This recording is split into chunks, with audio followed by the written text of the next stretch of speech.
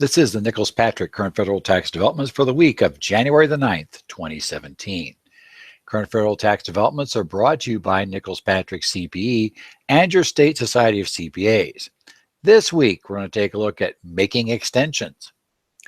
So this week, we're going to take a look at some of the following developments, shall we say, in the area of taxes. We're going to take a look at the annual Joint Committee on Taxation's report. They updated their list of expired and expiring tax provisions. We'll take a look at the fact that the FinCEN this week created a permanent automatic extension for FBAR reports that are going to be required in 2017 and 2018. So we'll get that piece of good news. We'll find an IRS memorandum that tells us that the fact a corporation had no cash did not excuse it from having to pay an accumulative earnings tax. The IRS released guidance this week on the special rule that was part of the Protecting Americans Against Tax Hike Act of 2015 that dealt with special relief from having to amend 1099s for minor changes.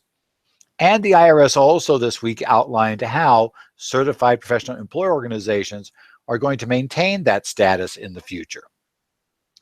Now we're, again, getting into January and into time where we're having fewer continuing education courses, but we still have a couple of options for you that I wanted you to consider. First thing, for those of you who can come here to Phoenix or take a part of the Arizona Society's webcast, I am going to be giving a course in advanced tax practice on January the 16th. That course will deal with lots of areas like penalty issues, the new compliance rules that are going to come down for having to do your due diligence with regard to things like the child tax credit or face penalties. We'll take a look as well at securing your computer systems and the threats we have there coming to us. We're going to talk about basically all the interesting things coming up now that are challenging your tax practice for the upcoming tax season. Also, Don Cochran and I are going to be presenting a practitioner's tax forum online for CPA Crossings. CPA Crossings partners with a lot of the state societies that are involved around the country. So many of you will find this on your state society websites in your scheduled courses. We're going to be running this. We're going to run a rebroadcast of this on 4 separate dates. January 12th at 11:30 a.m. Eastern Time, the 23rd at 10 a.m. Eastern, January 26th at 2:30 p.m. Eastern, and January 27th, officially 4 p.m. Eastern. Now, since this is a 4-hour CPE course, if you're on the East Coast, that'll run a little bit late in the evening. Obviously, that 4 p.m. Eastern one is going to work better for those of you on the West Coast who are looking to sign up. Again, these 4, what we're going to talk about there, we're going to talk about some of the interesting developments from last year. The 3 new, Don and I will discuss the 3 tax bills we got last year, which weren't huge. But we'll also talk about some of the more interesting developments from recent past, including the Fleischer case we mentioned a week or so ago that discussed the problem of an S corporation that a person tried to form an S corporation for his investment firm and turned out that the found an impermissible assignment of income, ended up with a self-employment tax penalty. We'll also talk about just some interesting areas that cause us trouble. We'll spend some time on areas involving the depreciation and tangible property rules, the changes in Section 179. We'll discuss the passive activity rules. We'll talk about identity theft problems. We'll discuss the partnership audit provisions and discuss other items of interest. This is meant to be kind of a quick, shall we say, miniaturized version of a tax conference.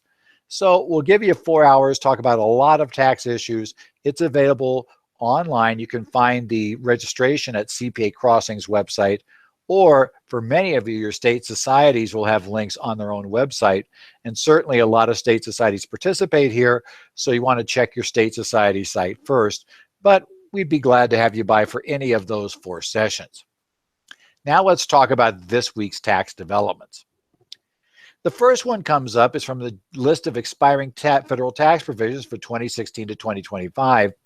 This is document JCX-116 from the Joint Committee on Taxation. It has a publication date of January the 8th, 2017.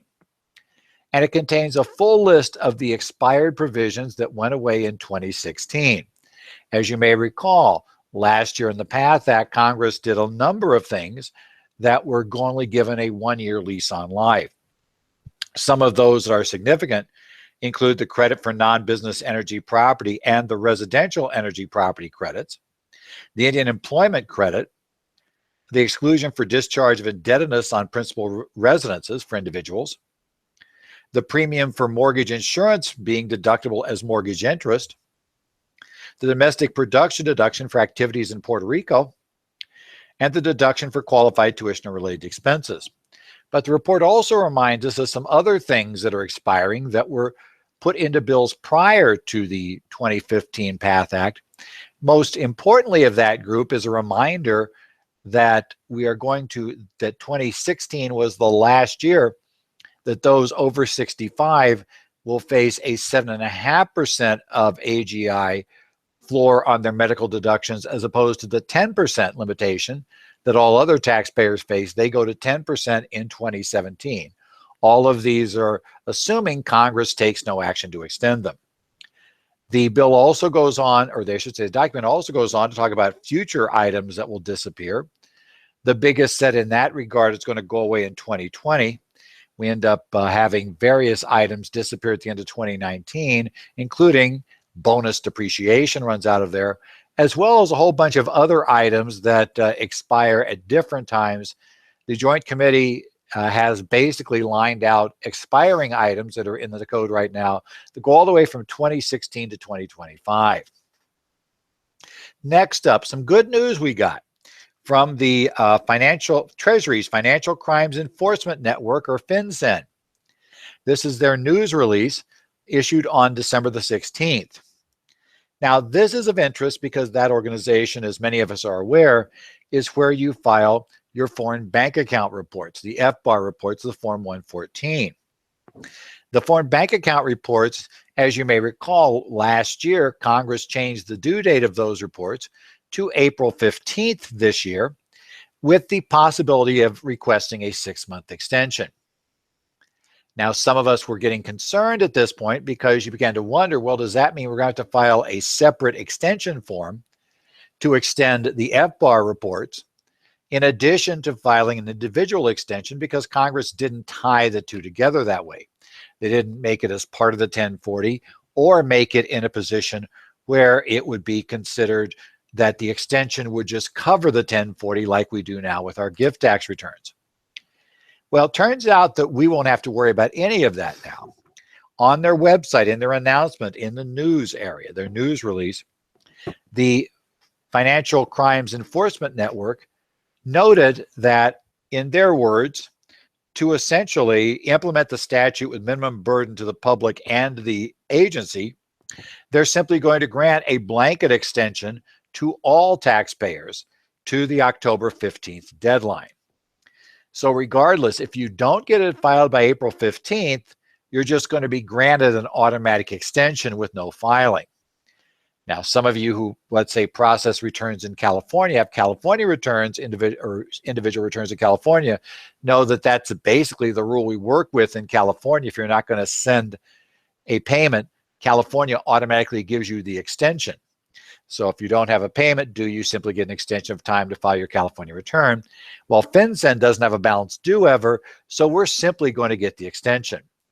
This is not a temporary measure for this year, but is apparently a permanent measure, at least until further notice, from the Financial Crimes Enforcement Network. So the good news for all of that means that we will not have to be worrying about coming up with some special filing for FinCEN, for basically FBAR extensions next year. Rather, we can simply consider them extended without having any work required on our end. Next up, we have here Chief Counsel Advice 2016-53017, issued on December the 30th. Now, this goes to something that a lot of us may not have paid much attention to in recent years. Some of us who've been in practice as long as I have remember before the '86 Tax Act, when we actually had a whole number of closely held C Corps. And there was this thing under Section 531 called the accumulative earnings tax. Now, for those of you that may not have ever heard of this tax, because you've been in practice, let's say, for the last 15 years or so maybe, or 20 years, you probably never really had to deal with this much. This is a 20% tax that is imposed on excessive earnings held by a corporation. Now, while the law effectively applies to all corporations, the reality is it's only ever imposed on closely held corporations. Also, the burden is on the IRS to show that there's excess amounts being held back. And for most corporations, we get a $250,000 worth of accumulative earnings that we can keep without being subject to this tax. Now, this is based on accumulative earnings and profits, less dividends paid out. So you're looking at those excess holdings. In this particular case, the taxpayer had formed a C corporation, and he had contributed a number of partnership interests. Now, these partnership interests, the agreements limited distributions from the partnerships to the amount of tax that the partners would be expected to owe on flow-through income. The taxpayer in this question only had a minority interest in these partnerships. He did not control these partnerships. He could not force them to make a distribution. And the idea behind these partnerships was to hold money in to allow them to be reinvested. The IRS, in examining this C Corp, took a look at his cumulative earnings and decided, well, you've got way too much accumulative earnings. We're going to impose a cumulative earnings tax. The taxpayer says, wait a minute, IRS. I'm not holding any money or any assets in here, any assets that I could use as dividends. I don't have any cash to make a dividend distribution with, so the accumulative earnings tax shouldn't apply to me. The Chief Counsel's office was asked to comment on this situation, and the Chief Counsel's office decided that, in fact, doesn't matter, you don't have the cash. The memorandum noted that this taxpayer had formed this corporation primarily to obtain certain tax advantages, certain state tax advantages and various other tax advantages that if he hadn't formed it, he might have had to pay tax in extra jurisdictions that he wouldn't have to when he did this as a C Corp. Well, the IRS said, that's fine, but they said the regulations specifically look at a reason to accumulate, and accumulating, if there's no business purpose, but it's only tax driven, is considered to be an indication that you have excess earnings. The IRS stated because of this that in fact you would not be excused from the accumulative earnings tax, but rather they would end up owing the tax the corporation would. Now you might say, wait a minute, he can't pay a dividend. Well, they said, look, there is a special set of rules in Section 565 that would have allowed him to declare a consent dividend, where even though there's no cash paid, he could be treated as receiving a dividend, by the way, on which he would pay tax, and then having contributed back to the corporation. Since he had that option, and that was the option that was expected to be taken, the mere fact he had no cash was not sufficient to justify this excess accumulation of earnings, and the tax was deemed to apply. Next up is Notice 2017-9. This is guidance issued on January the 4th of 2017 to deal with the rules that were contained in the Protecting Americans Against Tax Hike Act that allowed for relief from penalties for information return filers if there are minor errors that they decide to leave uncorrected. Under the Act, generally there'll be no penalty if there is a change of no more than $100 in income that should have been reported on the information return, or there's a change of no more than $25 in taxes withheld on the information return. Now, this particular ruling points out that regardless of the amount that you pay to somebody, if you don't file the form at all, this is not an excuse for that. So you can't use this to say, well, I had decided, I originally didn't issue a 1099 to Joe. Joe's income was $100, or let's say, or $90. Well, then, that's no big error, so I'm not going to be penalized. The notice makes clear you will be penalized if you do that. The other thing this notice gives is a special rule you need to be aware of. while payors do not have to issue these 1099s, they will still have to issue them if the payee files a election with the organization to ask them to issue these regardless of how much of an adjustment there is. This guidance goes on to effectively tell us how to make that election as a payee. Now, a payee's election has to be, the payor has to provide a reasonable manner for making the elections. That can be in writing, online, or by telephone. The ruling does state specifically that you cannot limit the opt-out, or let's say the opt-in to get these additional reports, to merely online. So if you have online, you're going to have to provide at least another option of in writing or by telephone. If the payor does not prescribe a method to make the election, then what the payee can do is issue a request in writing to the payor's address appearing on the 1099, or as directed if you call in and ask about it after an appropriate inquiry. This particular election is going to contain the statement that the payee is making the election to have the 1099s issued, provide the payee's name, address, and taxpayer ID number, identify the type of payee statements and account numbers to which the election applies. That would be something like 1099 dividends. If the payee wants the election to apply to only certain information, so you could request only the 1099 DIV be issued, not worry about 1099 INT. Not sure why you go that route, but if you could. And finally, if the payee wants the election applied to only the 1 year for which to make the election, then you state the year it will apply to. Otherwise, it will continue to apply until the payee decides to, reverse the election. Now, this one is kind of interesting. The ruling also states that a payor can simply decide to issue these regardless. This was meant to help eliminate the insanity we get into of those amended 1099s we keep receiving from the brokers that keep coming from, we in mid-February, we get the first shot at it. Then every week or two after, you get one that's revised. And if you're like me, in many cases, it's a 60-page 1099, which changed $1.50 on a page somewhere deep inside the document. And it's up to you to try to figure out what changed and what to do with it, as well as having to deal with clients who receive further amendments after they filed their return and who get very concerned about not filing an amended return with the IRS because there's a $1.50 difference.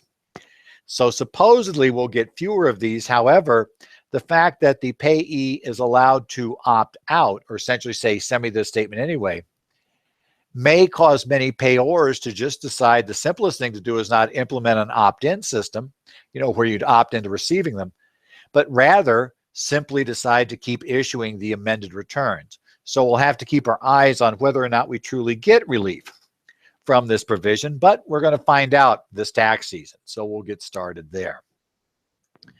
Finally, in Revenue Procedure 2017-14 that was issued on December the 29th, the IRS issued information about effectively how certified professional employer organizations can retain their status.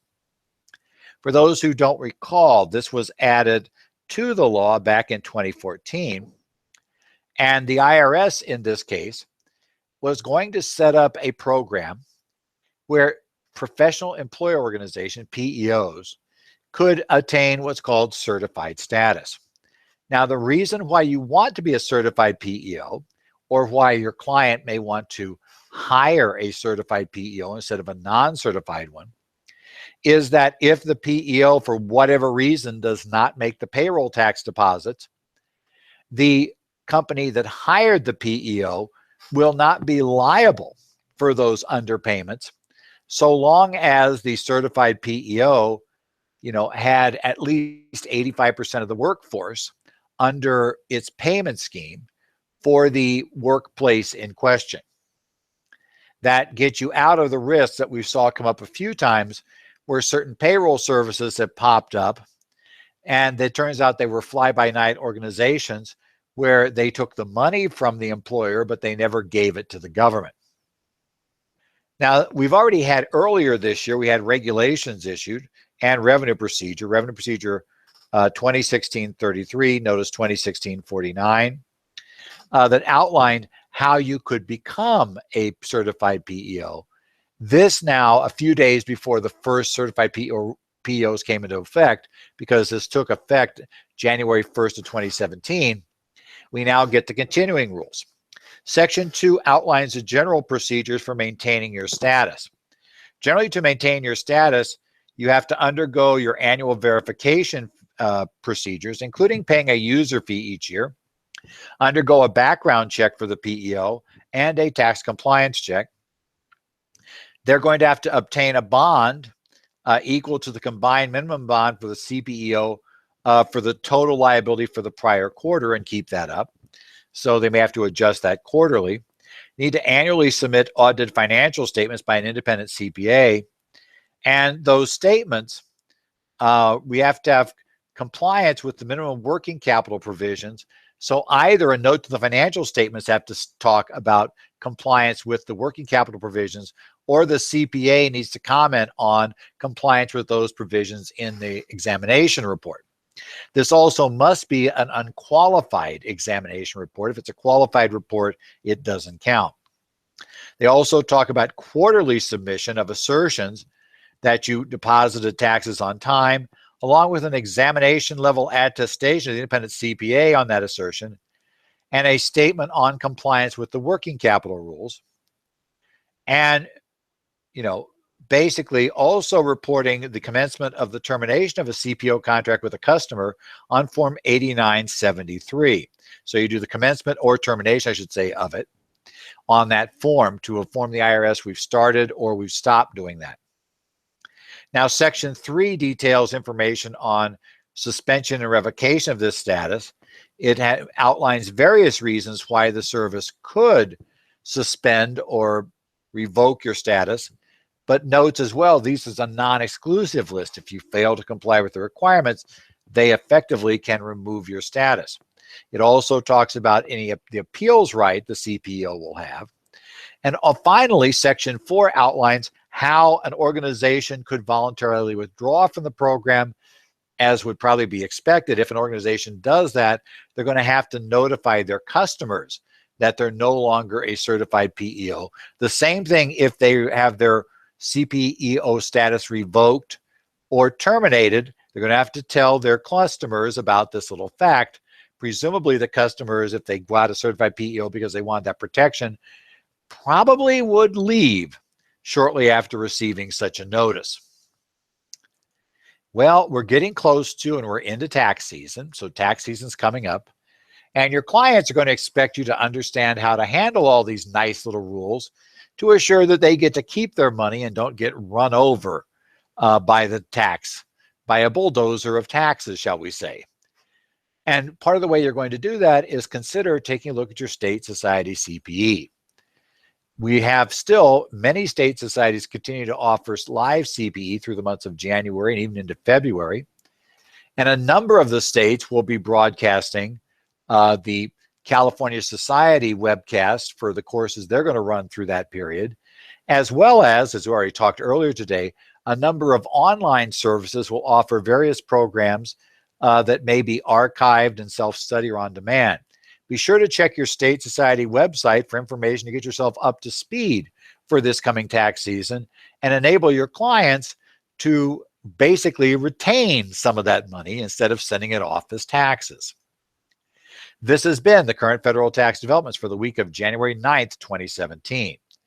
You can catch our regular updates on our website at currentfederaltaxdevelopments.com.